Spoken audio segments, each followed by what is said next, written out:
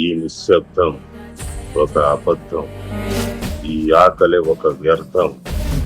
ఈ కుటుంబాన్ని జరిగిన ఒక అబద్ధం వల్ల రక్తబంధం కూడా శత్రుబంధులా మారింది. తాళిగట్టిన చెయ్యి తాడు లాగేలాగా అయ్యింది. ఆ బాధ వేడి ఎక్కి ఎక్కి ఆవిరిలా మారింది. భుజం పైన కండువా వేసే చెయ్యి కత్తి పట్టేలా చేసిన రోజు సముద్రంలో అలల సంతోషం పొంగింది. ఆ సంతోషానికి కారణమైన ఈ ఆయుధం మీ ఇంట్లో ఉంటే హ్యాపీ రంజాన్.